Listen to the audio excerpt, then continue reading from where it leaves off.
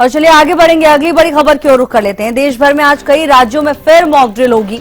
हरियाणा में सभी जिलों में मॉक ड्रिल होने वाली है।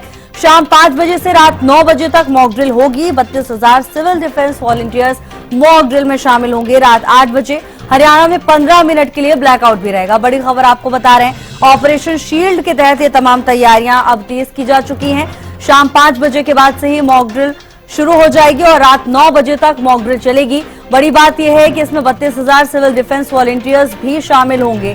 इसके साथ ही हरियाणा में सभी जिलों में मॉक ड्रिल आयोजित की जाएगी। 15 मिनट के लिए ब्लैकआउट करने का नियम भी रखा गया है। हालांकि हर क्षेत्र के डीसी इस बात का फैसला ले सकते हैं कि उन्हें किस समय में ब्लैकआउट करना है, लेकिन बहरहाल ये बड़ी जानकारी है। भारत के कई संवेदनशील क्षेत्रों में आज मॉक ड्रिल होनी है। हरियाणा की अगर बात करें तो हरियाणा के सभी जिलों में मॉक ड्रिल कराई जाएगी। रात 8 बजे हरियाणा में 15 मिनट के लिए ब्लैकआउट किया जाएगा। इस दौरान सभी को अपने घरों की जो भी रोशनियां हैं उन्हें बंद कर देना है।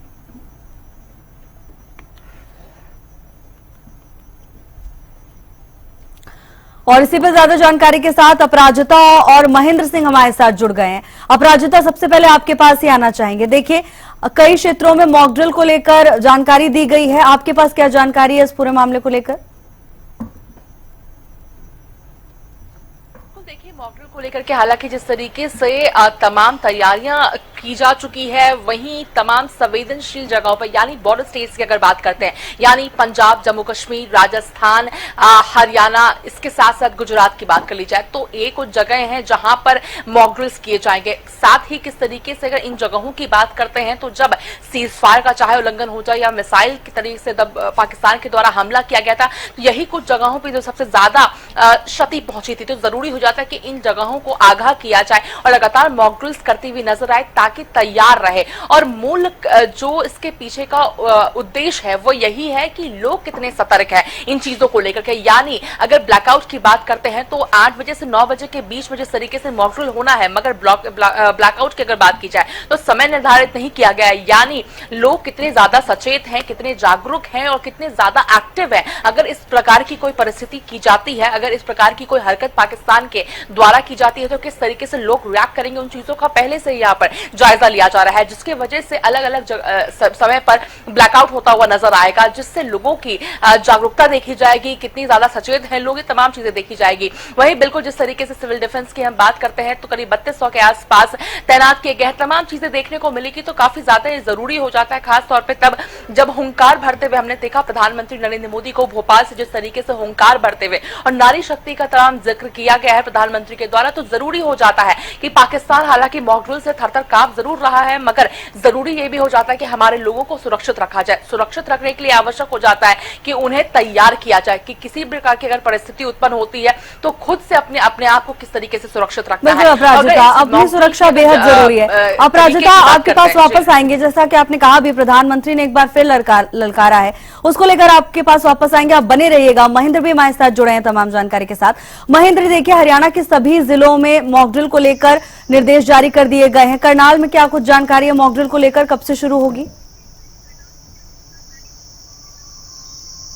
जी बिल्कुल, देखिए भावना, जिस तरह से गृह विभाग की तरफ से निर्देश जारी किए गए हैं, ऑपरेशन शील्ड के तहत आज करनाल में भी जो है मॉक ड्रिल और ब्लैकआउट किया जाएगा। 5 बजे का समय रखा गया है जब करनाल के जिला सचिवालय में मॉक ड्रिल आयोजित की जाएगी कि किसी तरह से हवाई हमला, ड्रोन हमला या मिसाइल अटैक होता है तो उस समय किस तरह से राहत और बचाव कार्य किए जाएंगे।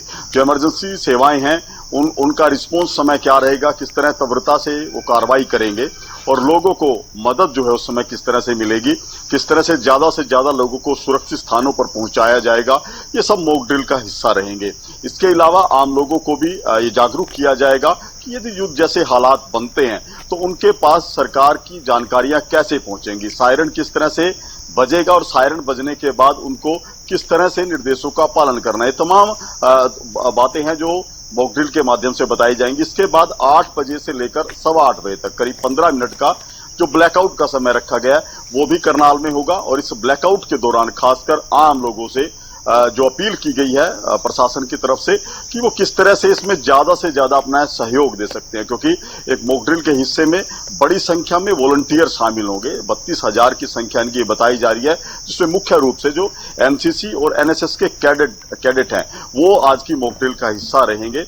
तो लोगों से ये अपील की जा रही है कि किस तरह से जब ब्लैकआउट होगा तो उनको पूरा अंधेरा किस तरह से रखना है अपने घरों में, चाहे वो बिजली के उपकरण हैं, इसके अलावा उनके घर में लगे इन्वर्टर जनरेटर हैं, उनको किस तरह से बंद रखना है और इस दौरान कौन कौन सी हिदायतें हैं जिनका पालन उनको करना पड़ेगा। यदि किसी व्यक्ति को स्वास्थ्य संबंधित इमरजेंसी है तो किस तरह से वो मदद ले सकते हैं।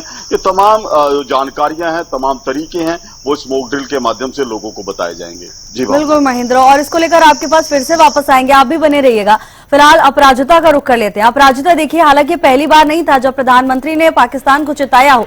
जब से आतंकी हमले को अंजाम दिया गया उसके बाद प्रधानमंत्री ने साफ कर दिया था कि अब बातचीत नहीं होगी, केवल जवाबी कार्रवाई होगी। अब एक बार फिर जब प्रधानमंत्री नरेंद्र मोदी ने साफ कर दिया कि अगर गोली चलेगी तो जवाब वैसा ही दिया जाएगा और कड़ा जवाब दिया जाएगा, पाकिस्तान के अंदर डर जरूर पैदा हो गया होगा। अपराजिता,